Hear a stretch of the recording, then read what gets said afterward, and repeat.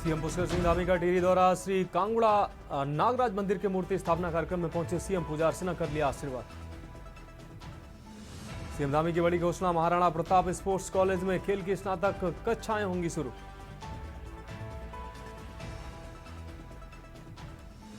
भाजपा का लोकसभा चुनाव में हासिल मतों के 75% सदस्य बनाने का लक्ष्य, रिकॉर्ड बनाने का किया आह्वान। समाज के सभी वर्गों को सदस्य अभियान में किया जाएगा शामिल। चमोली के मूल निवास और भू कानून को लेकर जुटेंगे हजारों लोग। गैरसैंण में 1 सितंबर को होगी महारैली। प्रदेश में समूह गा के 5000 पदों पर लौटाए गए भर्ती के पद। UKSSC ने कमियां दूर करने के लिए उठाए कदम। और मंकी फॉक्स को लेकर अलर्ट, स्वास्थ्य विभाग ने दिए एहतियात बरतने के निर्देश। मरीज में लक्षण दिखाई देने पर तत्काल जांच के दिए आदेश। आइसोलेट के लिए भी आदेश। की न्यूज, खबरों का सारथी। नमस्कार, उत्तराखंड की खबरों के साथ मैं हूं मनोज मानस और अब खबरें विस्तार से। रुद्रप्रयाग से अहम खबर है, जहां ये खबर सामने आई है, जहां केदारनाथ पैदल मार्ग की अब तस्वीरें सामने आने लगी हैं। आपदा के 1 माह बाद पहली तस्वीर सामने आई है। आपको बता दें, जिला प्रशासन की रात दिन की मेहनत रंग लाई है। मौसम भी अब साथ देने लगा है और अब यात्रा जोर पकड़ने लगी है। देखिए केदारनाथ यात्रा की पैदल मार्ग की ये तस्वीरें। 31 जुलाई की रात पैदल मार्ग पर आपदा आई थी, जिसके बाद अब एक बार फिर से इस यात्रा मार्ग पर रौनक देखने को मिल रही है।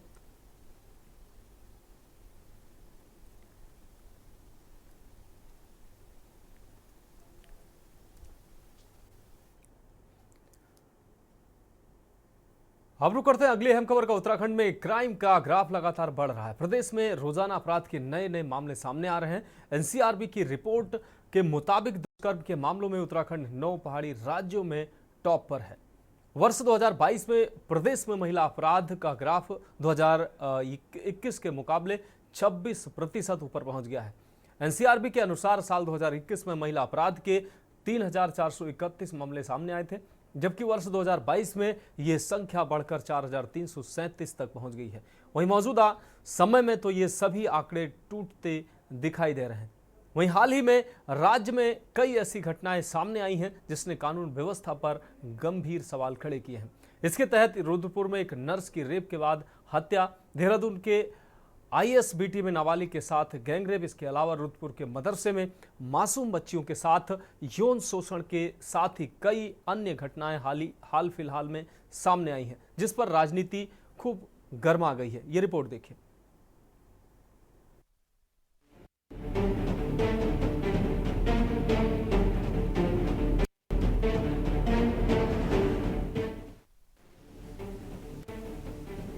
देवभूमि उत्तराखंड की शांति वादियों में अपराध का जहर घुलता जा रहा है। आए दिन अपराधों की बढ़ती संख्या शांतिवादियों के इस प्रदेश में चिंता बढ़ा रही है।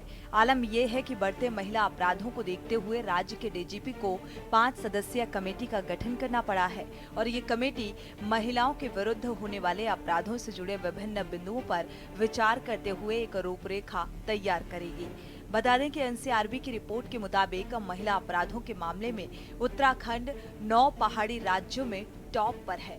वहीं वर्ष 2022 में प्रदेश में महिला अपराध का ग्राफ वर्ष 2021 के मुकाबले 26% तक ऊपर पहुंच गया है। लगातार बढ़ते अपराध चिंता बढ़ा रहे हैं। वहीं बीजेपी के सांसद त्रिवेंद्र सिंह रावत भी मान रहे हैं कि राज्य में कानून व्यवस्था की स्थिति खराब है और अपराधियों में पुलिस का कोई खौफ नहीं रह गया है।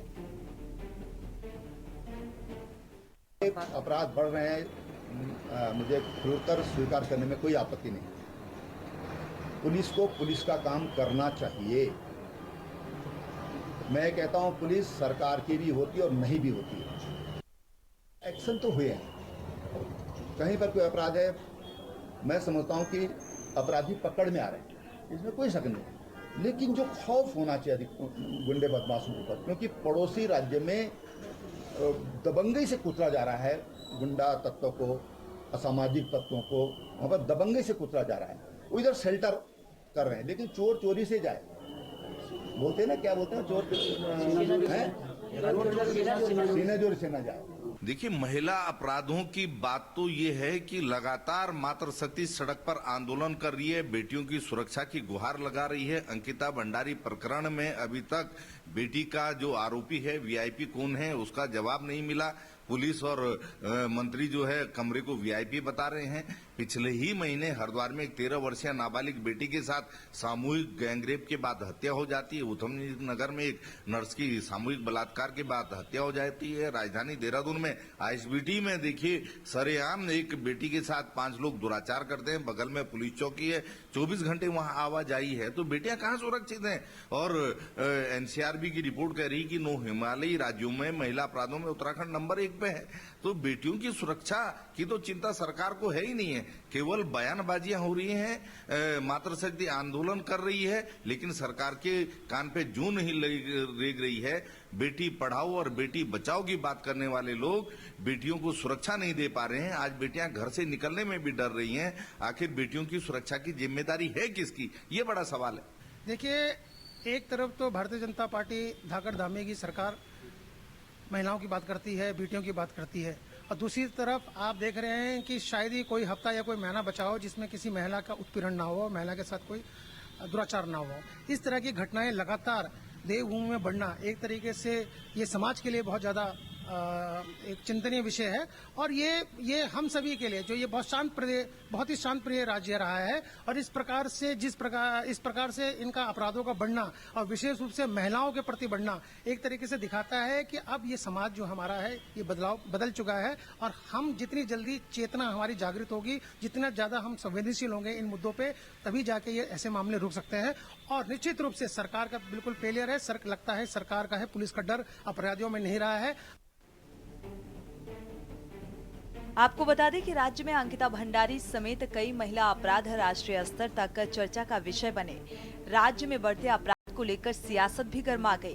कांग्रेस ने पूरे प्रदेश भर में राज्य सरकार का पुतला दहन कर बदहाल कानून व्यवस्था के खिलाफ आक्रोश जताया।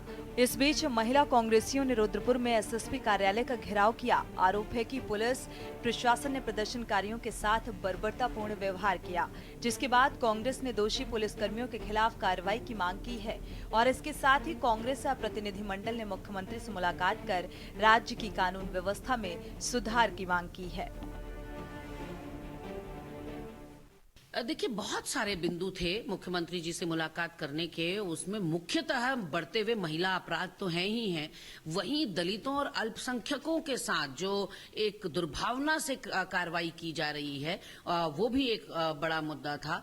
और तमाम चीजों को लेकर प्रदेश की कानून व्यवस्था मुख्य रूप से मुद्दा था। और विधायकों ने अपने क्षेत्रीय समस्याएं भी मुख्यमंत्री जी के सामने रखी। देखिए, मैं समझती हूँ कि आप सब पत्रकार बंधु लंबे समय से पत्रकारिता कर रहे हैं, और कांग्रेस के आचरण में आप सबने देखा होगा कि कथनी और करनी में जमीन आसमान का अंतर है। यदि आपने कांग्रेस का 2012 से लेकर 2017 के बीच का कालखंड देखा होगा, कार्यकाल देखा होगा, तो हमने देखा है कि वे महिलाएं जो कि समाज से ऑलरेडी पीड़ित थी, और उन महिलाओं को नारी निकेतनों में जिनको संरक्षण दिया गया, सरकारी संस्थान है, सरकारी संस्थान में भी महिलाएं उनके समय में जो खुले में तो नहीं थी, लेकिन एक सरकारी संस्थान में जहां सबसे सुरक्षित स्थान माना जाता था, तो हमने वो नारी निकेतन जैसी ऐसी घटना देखी जो शायद हम सब लोग, हमारे दिलो जहन में दूर दूर तक हम सोच नहीं सकते थे। उस घटना पर कांग्रेस कितनी यात्राएं निकाली होंगी, ये परीक्षण करने का विषय रहेगा।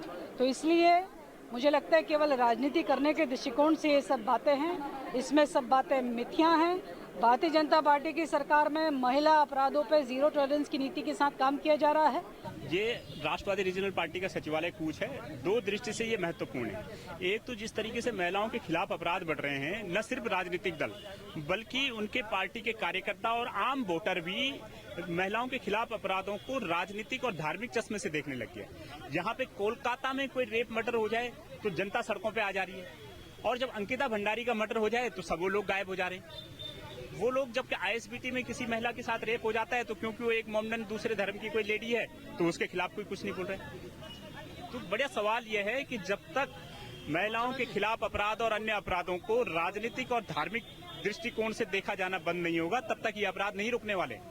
तब तक सरकारों के जो नेता हैं, पार्टियों के जो नेता हैं, वो ही महिलाओं के खिलाफ अपराधों को बढ़ोतरी करते रहेंगे। उन्हीं को जब तक संरक्षण देता रहेगा और जब तक वोटर और आम आदमी इसलिए चुप रहेगा कि ये फलानी राजनीतिक पार्टी का इसलिए इसमें चुप रहते हैं, ये कोलकाता का है इसमें बोल लेते हैं, तब तक ये अपराध रुकने वाले नहीं है। इसी को लेकर के आज हमारा सचिवालय कूच है।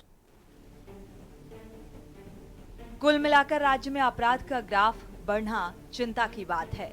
हालांकि राज्य का पुलिस प्रशासन कई मामलों में कार्रवाई तो कर रहा है, लेकिन जो तत्परता समय रहते दिखानी चाहिए, जो व्यवस्था होनी चाहिए, उसमें काफी कमी देखने को मिल रही है। वहीं प्रदेश में अपराध इस कदर तक बढ़ गया है कि खुद राज्य के पूर्व मुख्यमंत्री और मौजूदा सांसद त्रिवेंद्र सिंह रावत को भी स्वीकार करना पड़ रहा है कि अपराधियों में पुलिस का खौफ खत्म हो गया है।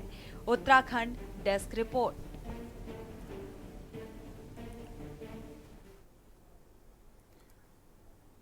तो उत्तराखंड की खबरों के बीच उत्तर प्रदेश के राजधानी लखनऊ से इस वक्त की अहम खबर सामने आ रही है। आपको बता दें, ये अहम खबर आपको दिखा रहे हैं।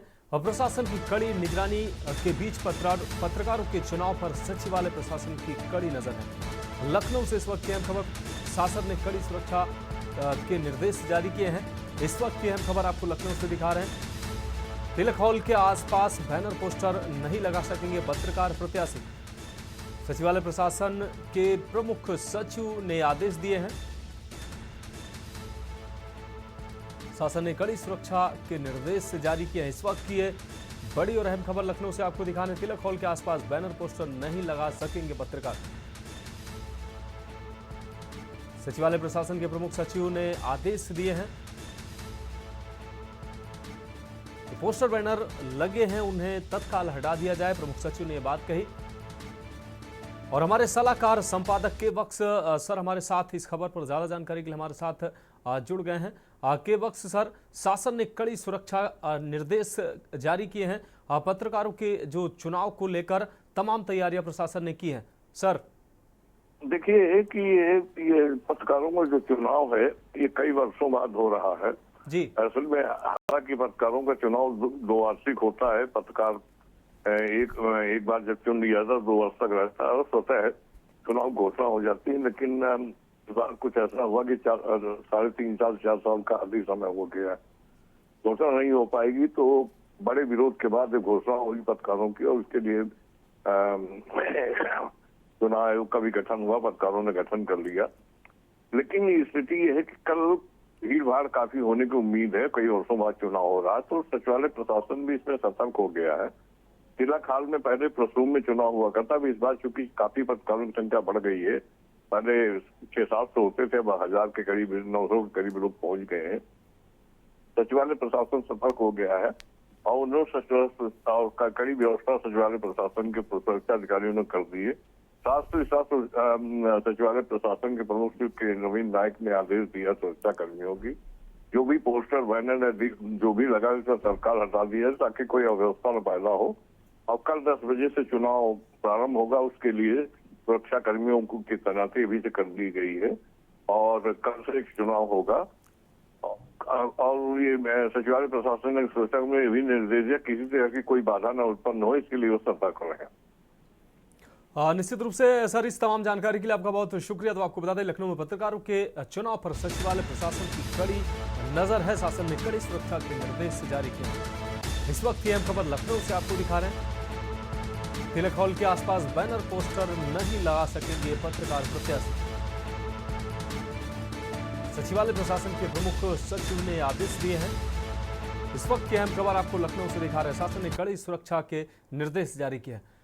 खबरों में वक्त एक ब्रेक का है, जल्द हाजिर होंगे। आप देख रहे हैं के न्यूज, खबरों का सारथी।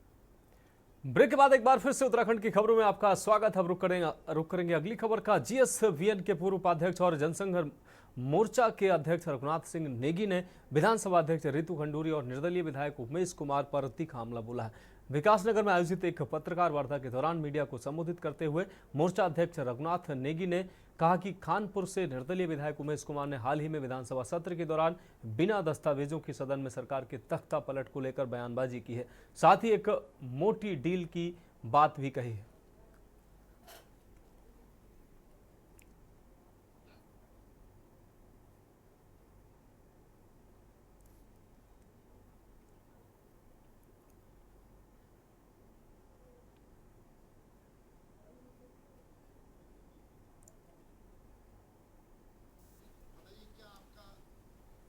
अध्यक्ष हैं श्रीमती ऋतु खंडेरी जी, उनसे जुड़ा हुआ मामला है।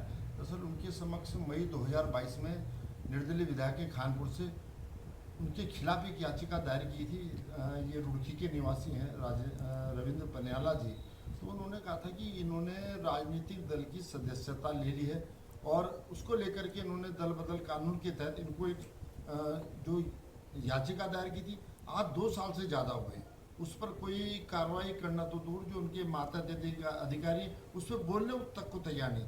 साथ साथ अनुस्मारक भेजने के बाद भी इस मामले में कोई कार्रवाई नहीं हो रही।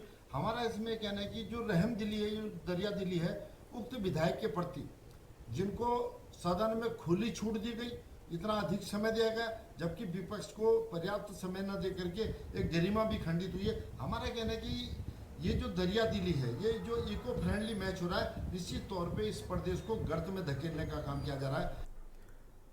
अब रुक करेंगे अगली खबर का। नैनीताल जिले के हल्द्वानी शहर में करोड़ों की लागत से लगी हुई ट्रैफिक लाइटों से कभी भी बड़ा हादसा हो सकता है। आपको बता दें, बिना किसी सर्वे के करोड़ों की लागत से लगी हुई हल्द्वानी के चौराहों पर ट्रैफिक लाइटें अब सफेद हाथी बन चुकी हैं, क्योंकि इस लाइटों का शहर भर में ट्रैफिक को सुचारू करने के लिए कहीं भी उपयोग नहीं हो रहा है, जिसके चलते अधिकारी भी पूरे मामले में कुछ बोलने से बचते नजर आ रहे हैं। करोड़ों के सरकारी धन को किस तरह बर्बाद किया जा रहा है। शहर में लगी ये ट्रैफिक लाइटें जो लंबे समय से बंद पड़ी हैं, ये तस्वीरें साफ बयां कर रही हैं।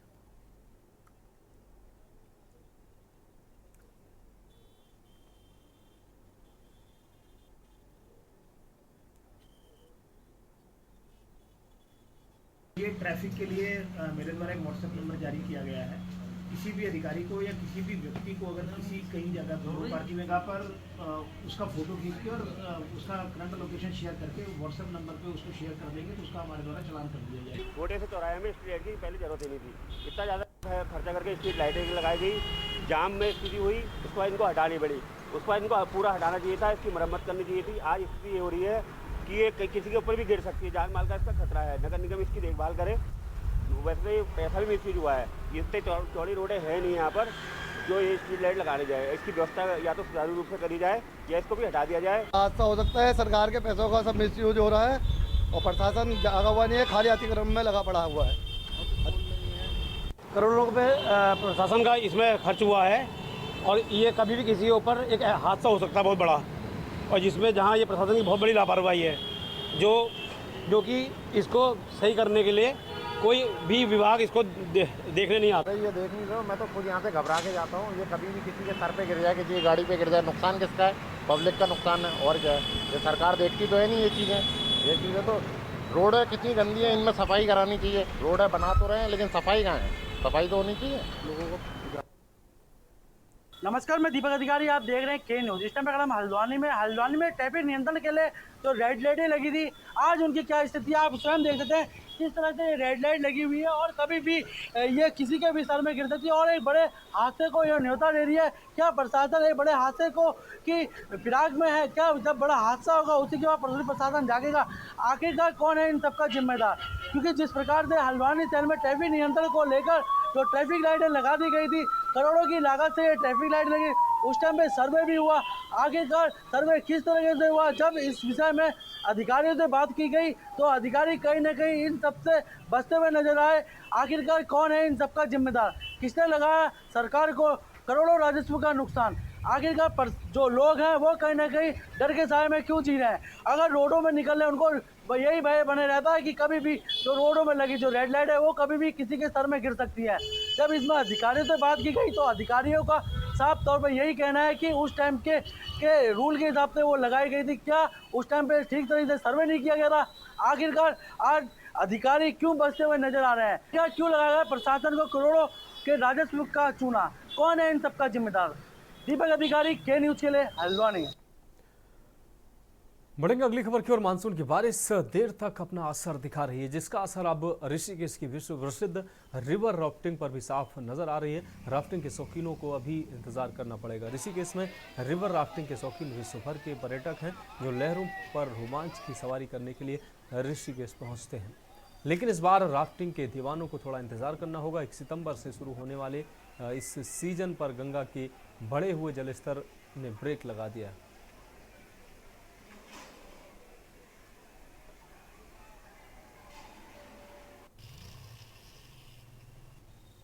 देखिए राफ्टिंग वैसे हमारे लगभग 15 तारीख से स्टार्ट होती है। 15 सितंबर के बाद ही स्टार्ट होती है, क्योंकि वाटर लेवल देखा जाता है।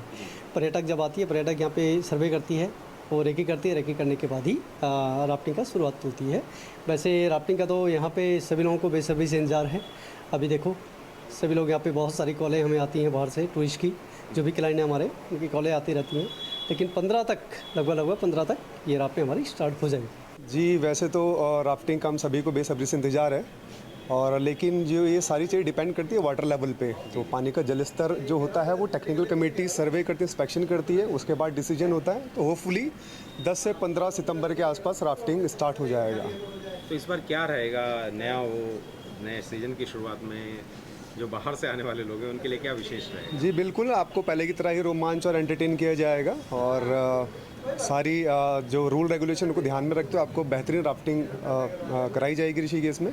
तो आप अपना प्लान कीजिए ऋषिकेश आने का, आपको सारी सुविधाएं मिल जाएंगी राफ्टिंग से रिलेटेड। गंगा नदी में राफ्टिंग के लिए आजकल परमिट जारी हो रहे हैं। इसके अलावा सितंबर माह में जो हमारी तकनीकी समिति है उसका रिवर का मुआयना करेंगे, उसके बाद राफ्टिंग की परमिशन जारी कर दी जाएगी। बढ़ेगा अगली खबर की ओर। रुड़की में कल सर्व समाज के लोगों ने बांग्लादेश में हिंदुओं पर हुए अत्याचार और कोलकाता में डॉक्टर बेटी के साथ वैसे हमारे 15 लगभग घटना को लेकर जन आक्रोश रैली निकाली, जिसमें बड़ी संख्या में लोगों ने भाग लिया और प्रदर्शन किया। वहीं कांग्रेस के प्रदेश महामंत्री सचिन गुप्ता ने जन आक्रोश रैली निकालने पर सर्व समाज के लोगों का आभार जताते हुए कहा कि जन आक्रोश रैली के माध्यम से सर्व समाज के लोगों ने एकजुट होकर अपनी ताकत का एहसास कराया है। साथ ही उन्होंने साफ तौर पर कहा कि इस जन आक्रोश रैली में भाजपा के पदाधिकारी और कार्यकर्ता भी भारी संख्या में मौजूद रहे, जिसके लिए वह सभी का आभार जताते हैं।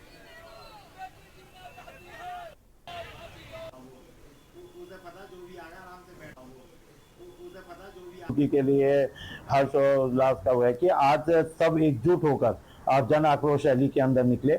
उसमें मैं ये नहीं कहूंगा कि भाजपा के लोग जाते थे, भाजपा के पदाधिकारी या बड़े नेता उसमें सम्मिलित थे। ये एक अच्छा कार्य था जो रुड़की शहर की जनता ने किया, जन आक्रोश रैली निकाली और बांग्लादेश में हो रहे हमारे सनातन धर्म हिंदू धर्म के लोगों को जिस हिसाब से मारा जा रहा है, उनके साथ उत्पीड़न किया जा रहा है, उसके लिए जन आक्रोश रैली थी। और ऐसे कार्य हर शहर में होने चाहिए। और मैं इस बात के लिए रुड़की शहर के भाजपा के सभी नेताओं का शुक्रगुजार हूँ, उनके सभी पदाधिकारियों का शुक्रगुजार हूँ